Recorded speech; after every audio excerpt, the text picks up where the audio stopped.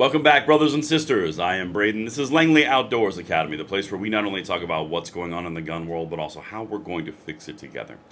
And the content that I'm going to show you right now is an extremism, an outcome of the far left gun control, no ability to defend yourself anywhere idea. I'm about to show you how a state Supreme Court just decided and made an official announcement that says in this state, you are not allowed to defend yourself, you are not allowed to brandish a weapon to defend yourself, even if you're under threat of bodily harm, because your first duty is to run away, and if you do, you're going to be put in jail. We got a lot to talk about. Everything will be linked in the description box below. I can't wait to hear what you guys think. And of course, make sure you hit that like button, subscribe to the channel, turn the notification bell on to make sure they don't abscond away with your freedom quest. And thank you for that consideration. And the content would not be made possible today without my sponsor, TacPack. TacPack is a subscription service that is based and aimed at directly the AR aficionado out there. It has the highest gear possible. Packages come from $60 to $140. It's easy to cancel, and it's the highest gear possible. For example, this is what came in my first TacPack. So it's not stuff that's just kind of off the shelf that's run of the mill. This is some high quality stuff. You get a $65 EDC if you use the code Langley, which is in the description box below, and thank you to them for making this content possible. All right, people, we got to talk about some stuff. Oh yeah, YouTube monster. Don't let him eat your subscription. Seriously, he'll eat it. You won't even know. You'll be sleeping unawares, think your subscription's safe. He's snuck in, sniffing glue and eating it. Anyway, let's get him out of here because I don't want to talk about him right now. I want to talk about this little gem right here. Minnesota Supreme Court in self-defense ruling, retreat before brandishing a weapon. This is from August 1st. Now I'm going to walk you through a few ideas here, and obviously what their decision implies. But I want to go to the broad understanding and the broad base of what the left, the gun controllers, are putting as a standard and a norm for people underneath the blue curtain. Okay?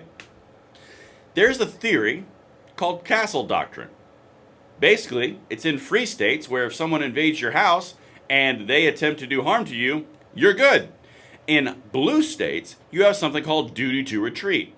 In a nutshell, duty to retreat implies and states that you have to run away before anything else happens. If you are in your house and someone invades your house and there's a window behind you, you have to go out that window before you defend yourself. That's just one example, but that's the idea. You have to run away or you're in trouble. Red states, bring it on, baby. That's the whole idea. But anyway, let's dive into Minnesota. This is a Supreme Court ruling in Minnesota, so this is the highest court in the state. Check this out. Again, this speaks to what they want to do nationwide. The Minnesota Supreme Court on Wednesday affirmed a decision that one does not have the right to use deadly force in a situation where they feel threatened if they have the opportunity to escape. Again, duty to retreat. Wait until I show you some of the details of this case. The court decided that the principle also applies to people who merely use the threat of force, meaning one cannot pull a weapon in self-defense if there are other means to escape, even if the person is threatening them with death or bodily harm.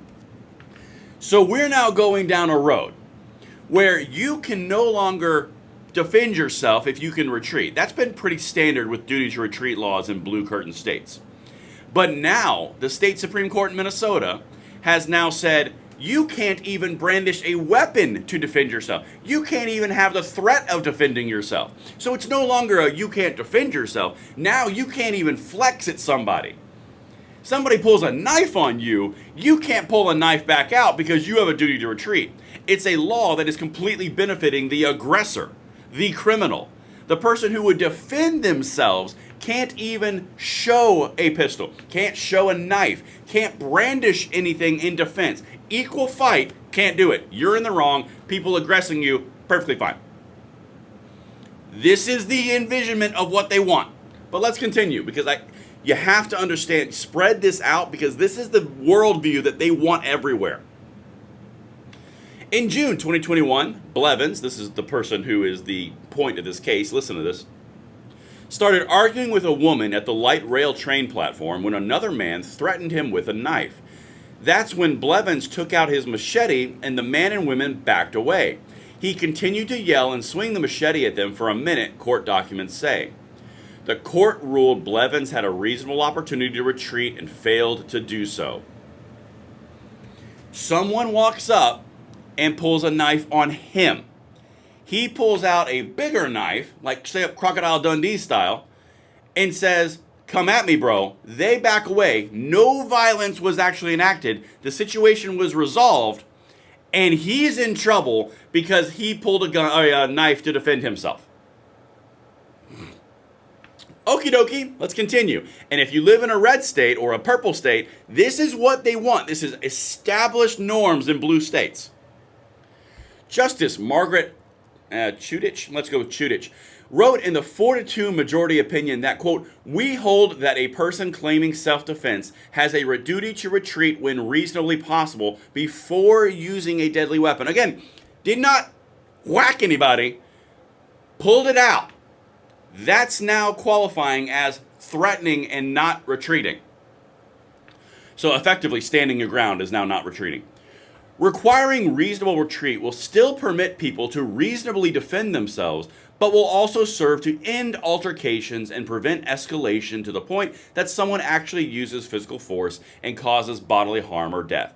So do you understand what their main point here is? Someone walks up to you, to your family, to your children. They pull a knife on you. You are expected to gather all of your family members, all of your children, your dog, your cat, whatever you have with you. You're supposed to run across the train platform. You're supposed to run down the stairs. You're supposed to run as far as possible. If they still pursue you, then you may be allowed to brandish a either weapon, firearm, knife, whatever.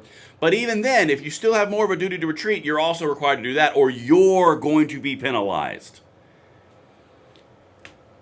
You can't even stand your ground anymore in leftist states. Now, it's gone from duty to retreat when you actually defended yourself to duty to retreat to brandishing something. Guys, I'm trying to drive this point home. This is clear and unequivocal insanity. But anyway, I think that's all I had for you. Yeah. So, there's dissenting opinions, and basically they were throwing some other examples out, like if a woman has keys or if she's defending herself, she can't hold them in an aggressive, defensive posture. That's literally what we're talking about here. These people are so against self-defense of any kind, whether it's been a firearm or a knife. They are actually penalizing people for brandishing a knife to back off an aggressor. Guys, this is what we're facing. It's not just guns. It's across the board. And that's why we fight so hard. Let me know what you guys think in the comments below, and I will see you on the next one. I'm Braden. See you later.